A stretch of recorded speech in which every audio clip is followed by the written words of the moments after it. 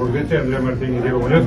Es un sistema que hemos pensado para la reconstrucción de piezas cerámicas de gran tamaño y concretamente es una pieza de época ibérica cedida por doña Teresa Chapa, Macarena Fernández y Jorge García Cardiel, procedente del yacimiento de Alarcos, que la cedió a la Escuela de Arte y de Conservación y Restauración de Bienes Culturales de Ávila para su restauración. Entonces ahora os vamos explicando.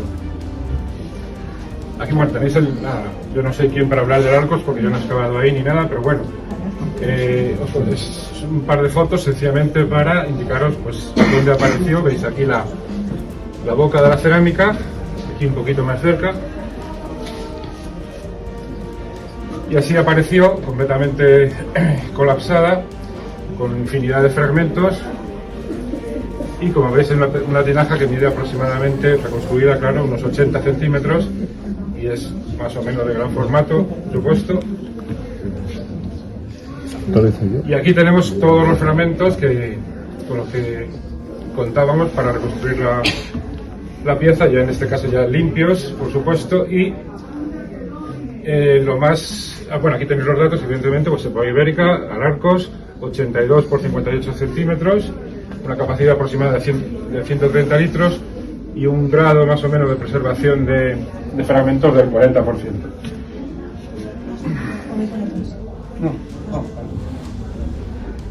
Y bueno, aquí, tal y como encontramos la cerámica, fue en este estado, con una serie de adhesiones realizadas previamente, suponemos que en la Facultad de Geografía e Historia de la Complutense, que es donde fue llevada en un primer momento. Entonces, pues, como podéis ver, pues, realizaron una serie de adhesiones con un adhesivo epoxídico y bueno, pues parece evidente que no se hizo con demasiada pericia y sobre todo la difícil o a veces imposible reversibilidad de esta resina. Entonces lo que ocurre es que, claro, cualquier error en estas adhesiones pues es acumulativo y hubiera impedido casi seguro un montaje, una reconstrucción más o menos fiable, ¿no? Entonces la primera labor que tuvimos que hacer, como os podéis imaginar, es deshacer estas adhesiones aplicando calor y con mucha paciencia para poderlas deshacer y volverlo a reconstruir.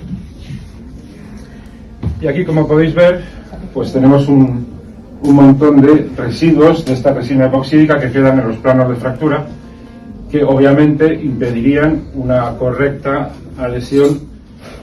Y como os digo, estos errores se van acumulando en cada adhesión y al final podemos encontrarnos con unos desfases muy importantes, ¿no? Entonces era absolutamente imprescindible retirar estos restos.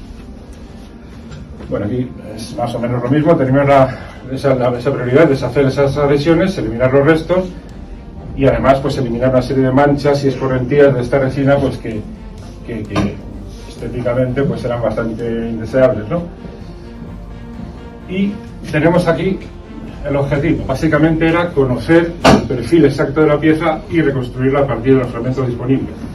El problema, pues que la preservación de los fragmentos era inferior al 50% y contaban básicamente, como veis aquí, dos bloques de fragmentos, la base y la zona superior de la boca, pero que apenas conectaban entre sí. Y resulta que, bueno, una persona que está aquí, una alumna, pues fue capaz de detectar justo la unión que había entre los dos bloques, que era de escasamente 3 centímetros, y claro, reconstruir una pieza así, con tan poquísima unión entre ambos bloques, pues ponía un auténtico reto no solo para sacar el perfil de la cerámica, sino para su reconstrucción. Una banda aislante de papel, creo que fue, ¿no?, de cinta aislante, para después aplicar sobre él una masilla epoxídica, nombre Axon, comercial, pero lo que pretendíamos era que esta banda, al endurecerse, recuperara perfectamente el perfil interior. ¿Y por qué no? También podíamos haber recuperado el perfil exterior, pero nos interesaba especialmente el perfil interior de la pieza para obtener, encargándolo claro, una especie de alma o núcleo de un material desechable, como puede ser el poliestireno expandido, que nos sirviera como base sobre la que ir colocando los fragmentos y grupos de fragmentos. Y aquí pudimos también, en base a ese perfil que sacamos, pues hacer una serie de mediciones cada 5 centímetros para obtener las medidas que tendría que tener esta base, este núcleo, que ahora veréis. Y aquí unos dibujos. Esta es una reconstrucción idealizada de la pieza según las medidas que tomamos, un dibujo para la publicación, y aquí se ve pues que entre el bloque principal de fragmentos de la parte superior y el inferior pues había un punto de unión mínimo casi, ¿no? Entonces la idea es la siguiente: como veis, es un bloque de poliestireno sobre el cual fuimos colocando y adaptando los fragmentos y bloques de fragmentos para poderla siquiera visualizar. Bueno, aquí con más detalle. Y a partir de ahora ya le dejo la palabra a Miguel Muñoz, que os cuenta el resto del proceso. Hola. Bueno, pues nada, como se ve aquí, que según ha explicado Carlos, una vez que tuvimos encargado el sistema o el núcleo de poliuretano, pues bueno, lo primero que se hizo fue encajarlo justo a las medidas que necesitaba la pieza, porque vino sobre todo con unos centímetros de más que ocasionaba que no encajara del todo la pieza. Después aquí fue lo siguiente que se ve, que es, fue colocar de forma provisional en las dos partes de la pieza para ver si efectivamente encajaban. No había que seguir rebajando de forma mecánica mediante bisturí y con microaspiración, porque obviamente sueltaba muchas bolitas y mucha materia, y era después muy complicado de limpiar debido a la electricidad estática. Y bueno, aquí ya es una vez colocadas las dos partes, que nos aseguramos más o menos que sí que era la zona. Y bueno, esta es la misma fotografía, solo que por la otra parte de la pieza, en la que se ve el punto de unión. Y bueno, de forma provisional lo que hicimos antes del pegado fue con bisturís, escalpelos y demás historias, aprovechando que era un núcleo blando, pues atravesamos y dejamos fijadas, como se ve aquí, la cerámica al núcleo de esta forma. Y bueno, después aquí ya sería un poco la retirada, una vez que nos hemos asegurado de que la pieza corresponde y el núcleo está correcto. Y bueno, sí, yo creo que está bien. Una vez que tuvimos esto, lo que hicimos fue, bueno, como he dicho, retirar la cerámica. Posteriormente colocamos una capa de papel de aluminio con la finalidad no solo de que no se disolviera el núcleo al utilizar disolventes como la acetona o productos como el paraloid a la hora de pegar la pieza, sino también para proteger la pieza por dentro y que las cayolas que utilizaríamos como de construcción matérica no se quedara adherida tampoco al núcleo. Y bueno, después colocamos la cerámica, también un poco siguiendo los mismos principios que antes, con pues eso, con bisturí, con escalpelos, con tornillos y tal. Y ya la dejamos fijada mediante cinchas al núcleo. Y bueno, ya a partir de aquí comenzó el proceso de reintegración. Y bueno, también nos aseguramos un poco de que bueno, las piezas estaban correctas y demás, tomamos medidas. Bueno, esta fotografía era un poco para el informe porque se nos subió. Realmente utilizamos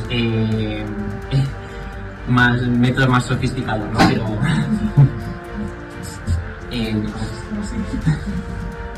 y nada, el proceso de reconstrucción pues fue empleando cera de dentista y calor. Y bueno, pues las láminas las colocábamos sobre la superficie de la cerámica que sí que teníamos, como por ejemplo los bordes, y a partir de esos bordes, mediante calor, los moldeábamos con escalpelos y demás. Y una vez enfriados, retirábamos ese molde de la cerámica y lo íbamos colocando progresivamente en los huecos faltantes. Y bueno, aquí es lo que se ve, ¿no? Aquí sería un poco el proceso de moldeado. Y esto es una vez que conseguimos el moldeado, pues íbamos fusionando poco a poco los distintos moldes, por así decirlo, y alrededor de toda la pieza. Y bueno, pues aquí un poco el mismo. Y bueno, aquí sí es verdad que al ser una superficie tan grande, lo que nos pasó después al final, por ejemplo, es que había mucho margen de error, se creaba mucho margen de error y nos tocó corregir varias veces lo que viene siendo bueno, en las partes estas de la cerámica, porque había un lado que se quedaba más combo y tal. Y bueno, esto era para esta parte, y después las partes más pequeñas, como estas zonas de aquí, pues como se puede observar, se realizó la integración matérica mediante escayola, inyectada una primera capa más espesa mediante jeringuilla en las zonas de apertura, en las que se había colocado también una tela de dentista entre el papel de aluminio y la zona de la cerámica para evitar que traspasara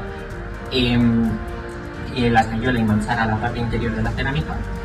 Y bueno, una vez secado esta escayola, se realizaba otra inyección ya con escayola un poco más líquida en estas zonas y se dejaba secar poco a poco, y una vez secado, pues mediante lijas y bisturí se procesaba, o sea, se producía el rebajado y tal, y bueno, que principalmente quedaba después así bastante liso y demás. El problema principal que tuvimos aquí también, pues que como teníamos poco tiempo y distintas clases y distintos intervalos de tiempo para trabajar en esta cerámica, pues las distintas aplicaciones en una misma zona de distintas escayolas, pues eso, con distintos líquidos y distintos espesores y tal, produció la aparición de, pues eso, de tanto de zonas a lo mejor más compactas como otras zonas más purpurentas, o la aparición de burbujas al lijar que nos hacían volver otra vez a tener que repetir el proceso. Así que bueno, realmente no fue complicado, sino laborioso por eso. Y bueno, también en las zonas grandes, no solo los bordes, para evitar manchar la cerámica también se aplicó como idea provisional un poco de plastilina en los bordes. Lo que pasa que debido a la porosidad de la cerámica y a la porosidad también de la escayola, dejó manchas que después tuvimos que retirar posteriormente antes de aplicar la integración matérica. Y bueno, esto es un poco lo que os comentaba antes del problema de la cerámica, que bueno, se puede observar, ¿no?, que al aplicarla a distintos tiempos, a distintos pues eso, condensaciones y demás, pues principalmente eso, se producían microfisuras, burbujas, distintos colores, distintas zonas, debilitamientos y demás. Y bueno, esto ya sería un poco con el espatulín, pues eso, aplicando una última capa para intentar eliminar estos imperfectos. Y un poco lo mismo, esto ya sería otra vez con bisturí rebajado de los bordes para un poco intentar diferenciar la zona reintegrada de la zona original de la pieza. Y esto fue como se veía en un principio. Todavía aquí la pieza no estaba seca del todo, como se pueden observar en estas zonas, y como se puede observar aquí arriba también, esta zona faltaba mucho de pulir y de terminar, pero bueno. Vale, después, una vez hecha todo, y nos tocó la remoción del núcleo, ¿no?, de poliespán o poliestireno expandido. Y bueno, se realiza al principio de forma mecánica, con también pues lo mismo, con espátulas, con escalpelos y con bisturís, pero debido al tiempo que se nos acababa, al final optamos por la solución de aplicar acetona, que lo disolvía más deprisa, y así, pues eso, lograr terminarlo antes. El problema, ¿cuál fue? Aparte de que el engasado interior que llevaba como medida de protección provisional y que se había devenido con paraloid, que se disuelve en acetona. Entonces pues tuvimos que tener muchísimo cuidado de no tocar los bordes demasiado para no afectar a la integridad de la pieza, porque imagínate que se te cae ahora en el último momento, ¿no? Había sido un poco... Y bueno, la otra cuestión así más importante que nos pasó fue que, bueno, pues que se producen muchos vapores tóxicos debido a la disolución con acetona del poliestireno, que incluso con mascarillas y con protección adecuada pues nos causó, hay momentos de confusión de vez en cuando, ¿no? Y bueno, y esto ya se lo deja a Andrea porque es la parte de la integración matérica. Vale, y una vez que teníamos la reintegración matérica terminada y pulida, pasamos a hacer la reintegración cromática, que que lo que queremos es que nuestros añadidos de escayola pasen desapercibidos y consigamos tener un conjunto de toda la cerámica. Utilizamos para el fondo una tinta plana de un tono un tono más bajito del original para que se pueda discernir, y utilizamos la técnica del estarcido para realizar esas decoraciones por bandas en color granate y en color morado oscuro. Utilizamos precisamente esa técnica del estarcido por encima de la tinta plana porque la misma cerámica tenía una decoración no perfecta igual por todos los lados. Entonces, para adaptar un poquito esa reintegración cromática que hacemos y que no llamase demasiado la atención, sino que estuviese más bien disimulada con las partes originales. Entonces, en estas fotografías se puede ver justo en la del centro como esas bandas granates las hemos hecho con la técnica del estarcido, que es por gotas, por así decir, del color granate, y luego las líneas más moradas oscuras se hicieron a mano para poder seguir todo lo que es el perímetro. En esta otra, no sé si son sí, en esta otra se puede ver cómo tenemos esta gran laguna que llamaba mucho la atención, pero que gracias a esas tonalidades se puede disimular y queda muy integrada. Ahí faltaría añadir las líneas moradas que ya pues le darían el toque final. Y como hemos tenido pues, que ir limpiando determinadas zonas, porque uno de los problemas que tuvimos es que al utilizar esta escayola para la reintegración matélica, cuando tuvimos que lijar para alisar toda esa superficie, desprendía mucho polvo que se quedaba en los poros de la cerámica, como ha dicho Diego, que era muy porosa y absorbía todo. Entonces, una limpieza final para poderlo dejar todo limpio en el mismo tono, y esto ya sería pues, el aspecto final de cómo quedaría con todo el trabajo realizado.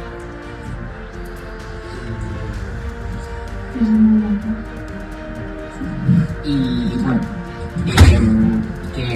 bueno, aunque la estructura sí parezca, sobre todo las zonas de los colores, bueno, en esta sale bien, pero en las anteriores, por ejemplo, aunque dé la impresión de que las líneas están como torcidas o puedan estar torcidas, es debido no a un error nuestro, sino al error de diseño de la cerámica, ¿no? Porque sí es verdad que había algunas zonas y algunos bordes que estaban, bueno, se ve que la cerámica estuvo hecha a mano, así que había algunas irregularidades que después, cuando las hacías tú, decías, ostras, pues sale un poco recto, ¿no?